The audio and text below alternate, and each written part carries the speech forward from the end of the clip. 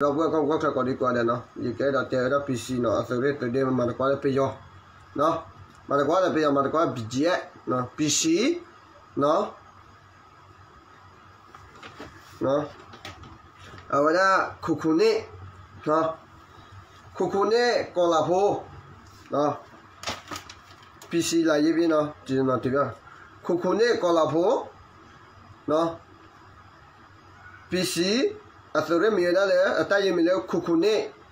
มีเรื่องกอลาโพเนาะสุโขมีเรื่องกอลาโพกันนี่ไม่ว่าเลยอามาตะกอลาเดี๋ยวไปย่อ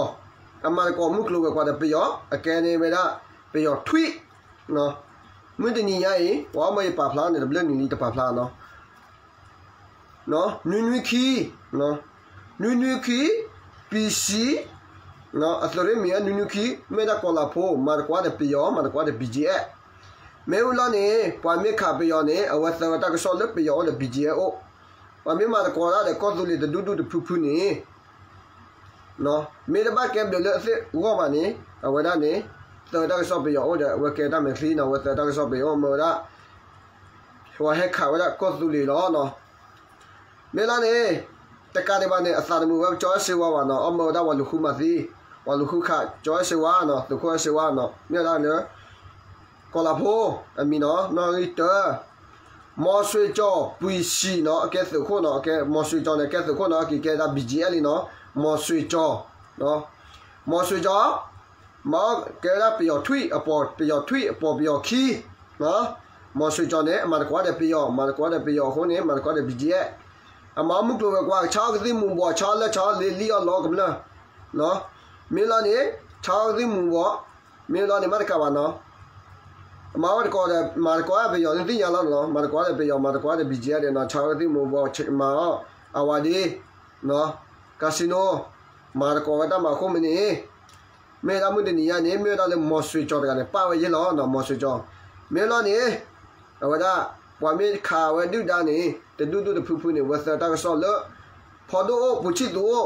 เลยผู้จอนี่ตัวได้เลยไปย่อล้อเนาะมอสวิจอร์เนาะพีซีมอสวิจอร์เนาะไม่ล้อนี่นุ้ยมอวิจอร์เนาะเอาไว้ได้มอวิจอร์กันเนี่ยว่าเล็กเนาะพีซีตัวเรื่องมีอะไรเลยนุ้ยเนี่ยมองวิจารณ์มีอะไรว่าเลยขาหิวิดบลีว่าขาหิเนี่ยบ้านแบบเล็กๆกันมีอะไรเนี่ยบ้านแบบมาเลยกันมีอะไรว่าเรื่องหิข้อเนาะแค่แค่มองวิจารณ์กันเนี่ยมาก็แค่ว่าได้ไปย่อทวีมาก็ได้ไปย่อเนาะแพ้ว่าเลยเราขัดกฎเรื่องมุดนี่เนี่ยเอาไว้ได้เลยที่เราเลยไปย่อเลิกก็เลยเลยให้เราตั้งใจเราที่เราเช็คคู่มีอะไรขัดอยู่ได้เนาะไม่รู้เนี่ยประเดี๋ยวกับมาว่าได้เลยสุขุเอสวาเลขาฮิสุขุเอสวาเลขาแต่ว่าได้เลยสาระเอสวาเลขาเนี่ยแต่ว่าได้มาเจอว่าเจนนี่เจ็บป่ะเนาะมอสวยเนาะมอเวจอ KSC เลย AW นั่นนี่ AW นี่เนี่ย AW ว่าเนี่ยนี่ว่า AW นั่นคือว่าเนี่ยเต้นเนาะเนี่ยติ้งยันเนี่ยก็พลาดเนี่ยโอเคเนี่ยเต้นได้แล้วเนี่ยก็ขาว่าก็ขาไปย้อนเนี่ยว่าเลยเราเนี่ยเนี่ยเต้นจอตั้งพุทธลีโอเคยังแก่ตอนเทียบกันเนี่ยก็ทบกันเนาะมอวิจอเนี่ยตั้งกันลูโอเนี่ยตั้งกันลูแต่มอผู้ชิดลูโอเนาะมอวิจอเนาะว่าก่อนนั้นแล้วจอดคุยอ่ะน่าคุยเลยเนาะโอเคไอ้เนาะเห็นเด็กนั่นโอ้วิดบล็อกนี่นะเห็นเด็กนั่นดูวิดบล็อกนี่เนาะดูกันนั่นบล็อกเนาะเราพูดเลยมอวิจอกันลูเนี่ยแต่อะไรพวกแต่ตั้งลูก็ผู้ชิดตัวเลือดตาพื้นเนี่ยมอวิจอกันลูเนาะผู้ชิดตัวตั้งลูเนี่ยนั่นเนาะมอวิจอนะ EW นี่อย่าติดใจมันเนาะโอเคมองไว้จอกันเลยนี่เหมือนเราแต่ผู้หอเช่นนี้เนาะก็คืออยากที่ว่าการจะเล่นนี่เนาะที่แทนมาซอยนั่นหรออ๋ออย่าได้จุดน้องพุทธเจ้าป่วยเราบ้านเราอยู่ชั่วโมงเพื่อเราจะพูดตัวเนาะที่แค่ว่ามาที่มาวันที่ไทยในรู้ที่ล็อกเลยหรออ๋อไทยในล็อกเลยก็ไปเอาล็อกเอาไว้เบบลองก็อยู่นี่ไปก็ควายอ่ะดีไปนอนนี่ไปว่าเบบลองที่ลำมาอ่ะข้านอกก็ได้อ่ะพวกอ๋อโอเคนี่มองไว้จอหนึ่งกันลื่นเหรอผู้ชิดดูเกี่ยวกับคอนโทรลนะจ้าเลยนี่ขวัญนะมองไว้จอวัวเลยพูดเนาะนี่วัวเลยพูดก่อนนะเนาะมองไว้จอแพ้ nuôi bị si nuôi mò với trò mừng bao là khu này kỳ đã kỳ lơ mi phá lên này bằng nhau cô là cái nhà black khai nhà nó mấy lơ về bom mê được u lơ về nóแต่sao là được u là có mua nó cho xe được là có mua nó nè cứ cho tao đó đang lấy là nó phá mấy cô này được ở về cho xe mà phá mấy cô này được u bé về này nút la là nó u về nút la rồi có trò này cái nó ở về bắt đó ta bắt được bắt thể thì phá anh nhà gì nó ô ta này về cái lo lên mi phá lên phá được ta bắt được bắt thể đâu à chúng mua là tôi có mỏm như mẹ mà lọt tiêu về chết tôi có mỏm như này cọp lá đóตักไปเลยตักไปละนี่ไปอ่ะเว้ยมันจะกันเลยเอาไว้นี่ตักไปหมดละนี่ส่งเลยเนาะก็นอนมีหรอกูรอเล่นลุยเลยก็หาเนาะก็ได้กำมากระดาเล่นกำมาของว่านี่อย่างว่าดูเนี่ยเนาะเล่นเนี่ยปะปีคุณเลยเนาะเว้ยบากีกระดาเล่นเนี่ยว่าเล่นยังเก่าแต่มาได้เล่นบ้านเนี่ยเนาะเล่นตะเกียบเด้อเพราะบ้านnè và bị cái cái gì đó và tôi đấy cái gì đó tôi kiến nuôi nó bị hoặc là này và còn phán thì ta lo ta lên mình nó mình là phật đô ta phải ta màเราวันนั้นเราวันนี้ทับเปกระดาษไปนั่นดูเนี่ยเอาไว้ไม่มันเตือหรือเตะสีบ้านเดี๋ยวจะบ้านเนาะไม่เอาชุกเลยจะได้เนาะ nè mò với cho là ba phụ chi tụi ta cái nó là ba mò chi tụi ta cái tiêu nó ta pe là cái này nó mình cái này cái tôi nói này mò với cho nó cái lưỡi người ta đang lưỡi là phụ chi tụi người ta lưỡi ô nó mò với cho vậy đặc biệt là tem ba chỉ thi vào thi là Facebook comment cả đều là lấy S qua lấy cả nó ta tên này tem C nó đâm ba hà mà nó phá đi nó mò với cho này là thi ta tên này là thi là bây giờ lấy có cái này gì nha thui rồi cha đi rồi ta cái sao à cái lũ này thọ tháo cái là nó và cái nhau đấy mình bắt là gì vậy là ta cái lũ gì nó ở đây phụ chi tụi nó mua từ mấy cái phao mấy cho ni mấy cái này ở đây có cọp lá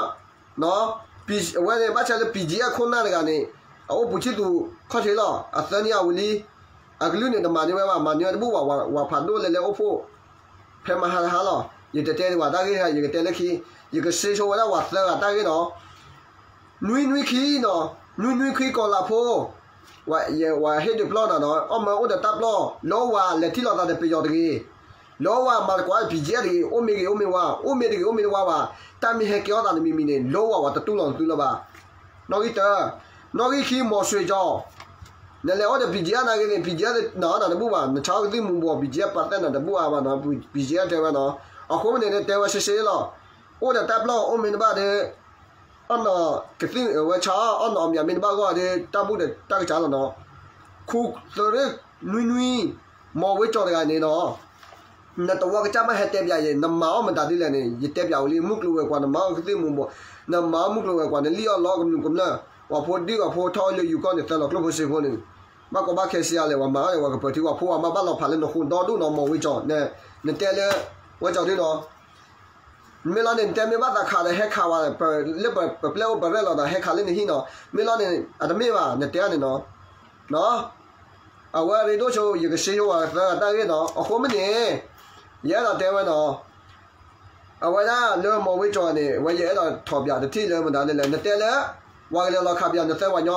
สาธารณวันเลยเราเนี่ยเนื้อตาก็สอนเลยปีเจียวเลยพอดูโอเนื้อตาก็สอนเลยเปียโอเนื้อที่เราได้เลยเปียเลยกอกเลยขี้ทุกขี้สิขี้เนาะว่าได้ลาดชีเดบิลาดชีเดบิลาเบชีเมื่อเราเนี่ยว่าได้มึงต่อเลยจ้าเราว่ามันนั่นเนี่ยเนาะไม่เล่นเนื้อตาก็เลยเดี๋ยวผู้ชิดูเนี่ยตาก็เลยเดี๋ยวนะเมื่อเราเนี่ยว่ามันนี่เลยจ้าท่อทาว่าเฮเซอร์เนาะ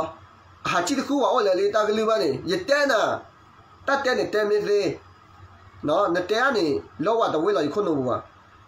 บ้านเราเนี่ยว่าสารมือว่าเนี่ยเต้นว่าโอ้เนี่ยเนาะเลยเช็คว่าเลย PDF เลยเกี่ยปีเลยมันก็ปีเซมันก็ได้ BGA ปีสิกี่มันก็ได้ BGA เนี่ยตัวเรื่องมันได้เลยเนี่ยโอ้ยมอสวยจอเนี่ยมันก็ได้ BGA เนาะแต่คนเนี่ยนุ่ยขี้ตัวเรื่องปีซีกี่มันก็ได้คุยไปย่อเนาะกอลาโพสุโขมีกอลาโพมอสวยจอมันก็ไปย่อมอวิจอมันก็ไปย่อคันนี้กี่แก BGA ยันน่าหูเนี่ยนุ่ยตัวเรื่องนุ่ยเนี่ยเนาะ ဟိုက PC တိုက်ရခုခုနဲ့ပုံမှုကောလာဖိုးနော်ကောလာဖိုးတယောက်ကရှစ်ခွင်းနဲ့ပူပေါတယ် BGA နဲ့ပူပေါတယ်နော်သူကတလားတကယ်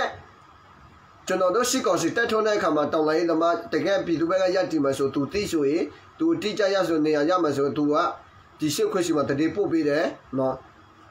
အဲ့ဒါနော်အဲ့အတိကျသူတတိပို့ပေးတယ်နော်အဲ့ဒါသူဒါပေမဲ့ဒီလူတယောက်လည်းသူလာပြောထားတယ်နော်ဘယ်သူပဲအဖွဲ့မှပဲအဖွဲ့မှမဟုတ်ဘူးခင်ဗျားတို့အဖွဲ့ထဲမှာပဲနော်ခင်ဗျားတို့တပည့်ပဲပြောတယ်ဒါပေမဲ့နေရှစ်ခွင်းနဲ့ပေါ်ကိုဆက်ပြီးတော့မပေါ်နဲ့တော့သူတတိပေးတယ်နော်ဆက်ပြီးတော့မပေါ်နဲ့တော့ခင်ဗျားရဲ့ဆက်ပြီးပေါ်မယ်ဆိုရင်ပြဿနာတစ်ခုခုပေါ်လာမယ်ကျွန်တော်တို့တာဝန်မယူဘူးနော်အဲ့ဒါခလေးမဟုတ်တော့လူကြီးနော်ဒီရှိလူကြီးနော်နေ့နပါနေ့တယောက်ကတော့မော်ရွှေကျော်နော်မော်ရွှေကျော်တယောက်က PC နဲ့ပြပြီးပူပေါ်PG နဲ့ပြပြီးပူပေါ်နေနော်ဒီမေလို့ခုစားနေတယ်နော်ဒီပြောလေခွေးတော်စားမြောက်လည်းနဲ့ပူပေါ်တယ်တတိပုတ်ပေးတယ်နော်ကျွန်တော်တို့တကက်တော်လာရဲ့အစ်မတွေကိုဘယ်သွားပြန်လာဆိုသူကတတိယူပြီးတော့ဒီရှိခွေးရှိမှာတတိပုတ်ပေးတယ်နော်အဲ့မှာမော်ရွှေကျော်တယောက်နော်ဒီကီသိချာဖို့ခွေးတော်စားနော်ဒါပေမဲ့အခုဒီနေ့ဒီချိန်မှာကျွန်တော်တို့နာမည်လာဖော်ထွက်ရမယ့်အကြောင်းကြီးကတော့သူများပို့လာကြပြီးကျွန်တော်မပြောချင်လို့ပြောရတာနော်ဒါပေမဲ့သူပြောတယ်နော်လာမဲ့နောက်နောင်တွေရှစ်ခွင်းနဲ့မပူပေါပါနဲ့လာမဲ့နောက်နောင်တွေရှစ်ခွင်းရှိမှတတိမပို့ပါနဲ့လာမဲ့နောက်နောင်တွေရှစ်ခွင်းနဲ့မပက်သက်ပါနဲ့တဲ့တခုခုရှစ်ခွင်းနဲ့ပက်သက်မယ်ဆိုရင်ပူပေါမယ်ဆိုရင်တတိပို့ပေးမယ်ဆိုရင်ပြဿနာတစ်ခုခုပေါ်လာမယ်ဆိုကျွန်တော်တို့လောဝတောင်းဝမယူဘူးနော်သူပြောတယ်ပြီးအထက်လူကြီးကပြောပြီးနော်ထက်လူကြီးနာမည်ကျွန်တော်မဖော်ဘူးနော်ခုတို့လို့တိုက်ရမှုနော်ခုတို့လို့တိုက်ရမှုမော်ဝေးကျော်ဒီမော်ဝေးကျော်ကသူ့ပြီးနဲ့ပါတော့ကသူ့အေကိုသူများတော့ပြည့်တယ်သူ့ကလေးသူ့တပည့်တို့ရောက်နေသူ့မိမတယောက်နဲ့ပြောသူ့အေသူကောင်းမီဆိုပြစီတယ်နော်အဲ့ဒါကြောင့်ဒီလူတယောက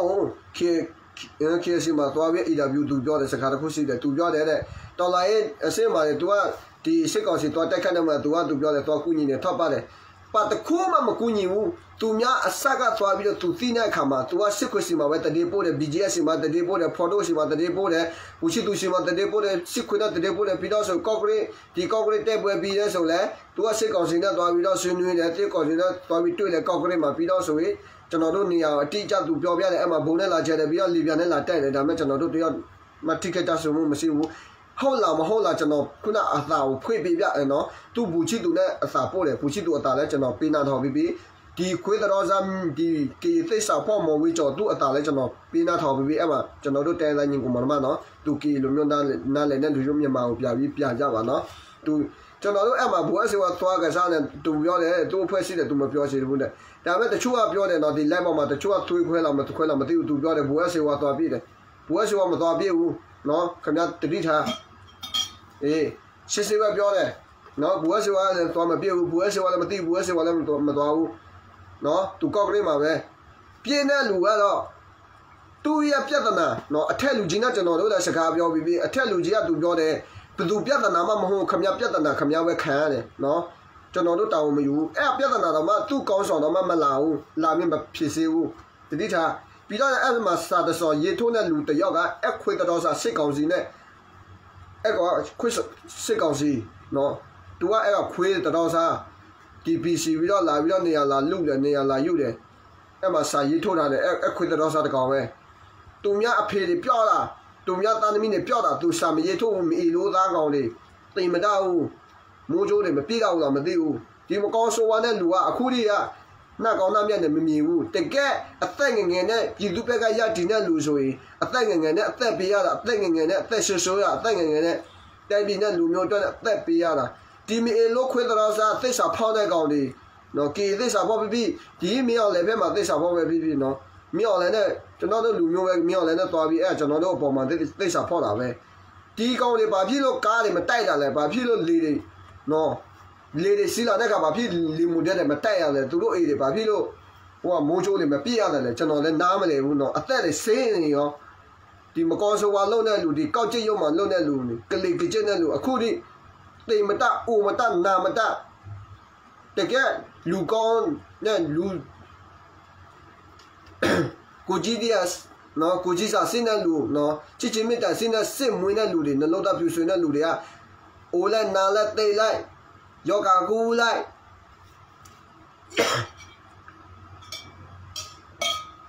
နော်ကျွန်တော်လည်းအဲ့ဒါခုအထပ်ပြောရှိတာဒီမီလို့သားခုခွန်တမ်းမဲ့ကျွန်တော်ကြောက်တာခုတိုးလို့တိုက်ရိုက်ကနော် PC ခုတိုးလို့တိုက်ရိုက်ဆိုရင်သူ PC အဲ့ဒါလက်မပြီးပြထိုးပြီးကျွန်တော်သိတာနော်ကျွန်တော်သိတယ်လို့သူလက်မထိုးပြီး PG အဲ့လိုမျိုး PG ရဲ့တိုက်ရိုက်ဖြစ်သွားပြီနော် PC တိုက်ရိုက်မဖြစ်တော့ဘူးသူကအဲ့လိုမျိုးကျွန်တော်လူကြီးနဲ့စကားပြောတော့အဲ့ဒါနော်လူကြီးနာမည်မဖော်တော့ဘူးနော်ဒီမီလို့သားတွေနော်ကျွန်တော်ပြောတာရှင်းရှင်းပဲကျွန်တော်ထားပြီးပြောအောင်မယ်ကျွန်တော်မမီနဲ့လူရှိမှာပါ PC ဆိုတာဘယ်နေရာမှာဆိုကျွန်တော်သွားမှုတယ် PC နေရာနော်ဌာနချုပ်ပဲမှာလဲတာဝခပဲမှာလဲကျွန်တော်ရောက်မှုတယ် PC နေရာမှာမရောက်ဘူးတဲ့နေရာသိမရှိဘူးနော်တိမပါကျွန်တော်ဒီလိုမျိုးစကားပြောတာနော် PC ဆိုတာညအောင်ညအောင်ကျွန်တော်တယောက်တည်းသွားလာတယ်ဘာမှပြဿနာမရှိဘူးအခုဆိုကျွန်တော်အဲ့လိုမျိုးပြလို့မရဘူးပြမယ်ဆိုသူတို့ကျွန်တော်တို့ဖားမှာကျွန်တော်တို့သက်မှာကျွန်တော်သိပြီးသားပဲနော်ဒီမီလို့သားမော်ကျော်ဝေးမော်ဝေးကျော်တရောဆိုလေဒီခွေးတတော်စားခုတိုးလို့တိုက်ရမှုမော်ဝေးကျော်တရောဆိုသူများအင်တာဗျူးသူပြောတဲ့စကားမှာတခြားစီပဲသူလို့တာတခြားသူပြောတာတခြားအခုမှသူ့ရွာသားတော်မှတော့သူ့မထောက်ခံဘူးသူ့အကြောင်းလာပြောတာတဘောကြီးပဲနော်သူများသူ့အကြောင်းနဲ့သူများသားသမီးတွေသူများလင်မယားတွေကွဲတာအများကြီးပဲနော်သူမွေးစေဝါရောက်တာပါစီဝဲလောက်တာပါလဲငါလာကာစီနိုအာဝါဒီလာပြီးတော့ဆိုဒီအတမနဲ့လူယူတာဒီကလစ်ကချစ်လောက်တယ်ပြီးမွေးစေဝါလိုက်ရောက်ပြီးပြဖပစ္စပြတောင်းနော်ပြည်သူပေါ့အဲ့တော့ဒီကောက်ကြည့်ရုံမှာသူများသူ့မပြောရဲဆိုရပြောဖမ်းမယ်ထောင်ချမယ်သူများလာရွေးတယ်ဒီလူပဲပြီးတော့စစ်ခွေစင်းနဲ့သွားပေါင်းတယ်ဆက်သွယ်နေတဲ့ရလဲအသာလဲဖွေပြီးဒီမီလို့သားကောင်နော်ဒီခုတိုးလို့မော်ဝေးကြော်တယောက်ကနော်ဂျာတဲ့ကော်လာဖိုးနဲ့မော်ဆွေကြော်တတိဝရိယနဲ့နေပါဆိုတာပြည်သူဘက်ကရတည်ပါသူပြောတာပြည်သူဘက်ကရတည်မယ်ဆိုဘာမှမဖြစ်ဘူးပြည်သူဘက်ကမရတည်စစ်ခွေနဲ့ဆက်ပြီးပူပေါင်းမယ်ဆိုပြတ်တယ်တခုပေါ်လာကျွန်တော်တို့လောဝတောင်းမယူဘူးအထက်လူကြီးကပြောထားတယ်ကျွန်တော်ပြောတာဟုတ်လားမဟုတ်လားခင်ဗျားတို့ကောင်းဆောင်ခင်ဗျားပြန်မေးကြည့်ခင်ဗျားတို့ကောင်းဆောင်ကဘယ်သူလဲခင်ဗျားပြန်မေးကြည့်ရှင်းရှင်းပဲနော်ကော်လာဖိုးလည်းအဲ့လိုမျိုးပဲမော်ဆွေကျော်အဲ့လိုမျိုးမော်ဆွေကျော်ဟိုဒီခါကျွန်တော်မမိနေတယ်အစီဝေးတိုက်တော့ကျွန်တော်သွားသေးတယ်နေရာမခေါ်ဘူးအသက်90ကျော်တဲ့အဖွာတွေကသူ့ကိုပြောတယ်ဒီမိုးရေးစေဝါရောင်းတဲ့လူဆိုဒီမိုးရေးစေဝါရောင်းတဲ့လူဆိုရင်ဒီလက်နဲ့ကန်လက်နဲ့စီးတဲ့လူပဲရောင်းတယ်လက်နဲ့မစီးတဲ့လူမရောင်းမရဲဘူးကြောက်တယ်အဖားခံရမှာအေးသူပြောတယ်အခုကျွန်တော်သွားဖားမယ်တဲ့ခမရမယုံအေးဟုတ်ပြီမော်ဆွေကျော်သူစကားဒါပေမဲ့အဲ့အဖွားအသက်50ကျော် तू ကပြပြီးပြောသေးတယ် तू ကအသက်ငယ်30ကျော်ပဲရှိတယ်မော်ဆွေကျော်30ကျော်40အဲ့လောက်ပဲရှိသေးတယ်ဒါပေမဲ့ကနောက်တစ်ခုကျွန်တော်ထောက်ပြမယ်ဒီလောက်ထိအဖွားအသက်အိုမအဖွားအမှန်တရားပြော तू ကမထောက်ခံဘူးအဖွားကိုပြပြီးတော့ပစနဲ့ပိတ်တယ် तू ကလက်နဲ့စီးပြီးတော့လက်နဲ့အာကိုနဲ့ဒီမီလိုသားကောင်လေးနော်မင်းရောက်လေလူမျိုးစစ်တာမွေးတဲ့ကောင်လေးနောက်တစ်ခုကျွန်တော်ထပြောအောင်မယ်နော်ဒီမော်ဆွေကျော်သူပြောထားတယ်နောက်တစ်ခုကပါလဲတဲ့သူအဲ့မှာရှိဝဲတော့အဲ့မှာမော်ဆွေကျော်ပါတယ်နော်တခြားကောင်းဆောင်လည်းပါတယ် PC ကောင်းဆောင်တွေကျွန်တော်မဖော်တော့ဘူးနေရလဲကျွန်တော်မဖော်ဘူးသူကျွန်တော်မမိတာကျွန်တော်လည်းမသိဘူးနော်အဲ့ဒါပြီးတော့ဆိုရင်နောက်တစ်ခုထပြောမလဲအဲ့ဒါသူဘယ်လိုပြောလဲဆိုတော့သူပြောအခုကျွန်တော်ပြည်သူသွားဖားမယ်နင်းမီကိုမူရစေဝါနဲ့ယူလို့မယ်ကဲအစကမူရစေဝါထိုးတာဘယ်သူစီထိုးတာလဲခမရတို့စီမှာထိုးပြည်သူကိုပေးတယ်ပြည်သူရောစားခမရတို့အမြတ်စားတယ်ဟုတ်လားဘယ်အမြတ်တကယ်အစမပြေတဲ့အခါခမရတို့အဲရောင်းတဲ့လူသွားဖားတဲ့ပက်စာကိုပြပြီးထောင်ကြတယ်ပြီးတော့လာရွေးခဲ့တယ်အဲ့ဘာသဘောလဲကျွန်တော်နားမလည်ဘူးခမရတို့ကောင်းဆောင်နေနော်ဒါပေမဲ့အမူရစေဝါကျွန်တော်တိမပြောချင်ဘူးဒါပေမဲ့ပြောမပြောနဲ့မပြောသိလဲပြောရမှာဒီအခြေကိုကျွန်တော်လက်တွေ့ဘဝမှာကြုံပြီးနော်ခမရတို့ PC ပဲပြီးဒီထုတ်ကိုကျွန်တော်ရောက်ဘူးတဲ့ဒီမြောက်ဦးဒီဟိုဆွေကိုကျွန်တော်ရောက်ဘူးတာနော်ကျွန်တော်တကယ်ပြောတာမူရစေဝါကျွန်တော်ကြိုင်ဘူးတယ်ကျွန်တော်သွားဘူးတယ်ပို့ဘူးတယ်လောက်ဝကျွန်တော်မရောက်ဘူးလောက်ဝကျွန်တော်မတော့ဘူးအဲ့မှာကျွန်တော်စောက်မယ်ဆိုရင်ငိုချိုပြစ်သေးဒါပေမဲ့ကျွန်တော်ကြိုင်ရတော့ဟုတ်တယ်နော်ကျွန်တော်ပြောတာရှင်းပဲ BG ရဲ့နေရာကျွန်တော်ရောက်ဘူးတယ် PC နေရာကျွန်တော်မရောက်ဘူးတယ်အဲ့လောက်ပဲပြောမယ်နော်ကျွန်တော်မမိလားမသိဘူးအေးအဲ့လောက်ပဲပြောမယ်ဂျာနဲ့ဟာစကားသိမပြောတော့ဘူးနော်အဲ့ဒါမှမော်ဆွေကျော်နဲ့ ဒီကော်လာဖိုးနဲ့ပြီးတော့ဆိုမော်ဒီမော်ဝေးကြောင်တယောက်နဲ့နော်ရှင်းရှင်းပဲအဲ့လိုပဲပြောမယ်နော်မြန်မာစကားပိုးကြီးလည်းတိတ်မပိုးကြီးမပြောတော့ဘူးနော်မြန်မာစကားအဲ့လိုပဲပြောမယ်သူတို့ကကျွန်တော်ပြောထားပြီးဒီကော်လာဖိုးနဲ့မော်ဆွေကြောင်တတိဝီရနဲ့နေပါပြည်သူဘက်ကပြန်ပြီးရတီးပါပြက်ပြက်ပြက်သားလုပ်ပါဒီပြည်သူကမရတီးဘူးဆိုရင်ခမရတို့ခမရလမ်းကြောင်ခမရတို့ပေါ်ဝခမရတို့ကိုပြုတ်နဲ့ကိုခံရမယ်နော်ခုနလည်းကျွန်တော်ပြောထားပြီးဒီမော်ဝေးကြောင်ကသူ့လူသူများသားသမီးသူများမိဘသူများလေမရတယ်ခွဲခွာရတယ်ဖြက်စီခံရတယ်အလီညာခံရတယ်ဒီခမရကြောင်ရဲ့အသက်ခံရတယ်နော်ပြီးတော့ဆိုအခုမှနေလဲဝတ်လဲနေပြီသူများမိသားစုနဲ့နွေးနွေးထွတ်ထွတ်ပျော်ပျော်ဆွဆွနေနေရဒီအဒမနဲ့လေညာဒီအဒမနဲ့လေဖာဒီအဒမနဲ့ကောက်ရှာအဲ့လိုမျိုးသူများမိသားစုနဲ့ခွဲရတယ်အခုလည်းခမရတို့အဲ့လိုမျိုးဝတ်ပြလဲတာခမရတို့သိနော်မော်ဝေးကြောင်ပြီးတော့လည်းခုနနေပြောနေနေပါလဲဒီသူများကနေလက်ကူညီတာနေတစ်ချက်မှမကူညီဘူးနော်နေတည်းပေးတာတခုကကျွန်တော်သိတာနေတည်းပေးလားမပေးလားအသာလဲကျွန်တော်ပေးနာထောင်ပြီးပြီနော်နေပူချစ်သူနဲ့အသာပေးတာနော်ဖော်တို့နဲ့အသာပေးတာအသာရှိပြီးပြီကျွန်တော်ပေးနာထောင်ပြီးပြီနောက်တစ်ခုကဒီကော့ကရိတ်မှာလဲနေစစ်ခွနဲ့သွားပြီးပူသွားလေးနဲ့နေကူတယ်နဲ့သိသွားလေးနဲ့မှတ်ဟာမော်ဆွေကြောင်နော်ဒါပဲပြောချင်တာဂျာနဲ့ဘာမှမပြောချင်မော်ဆွေကြောင်မော်ဝေးကြောင်နော်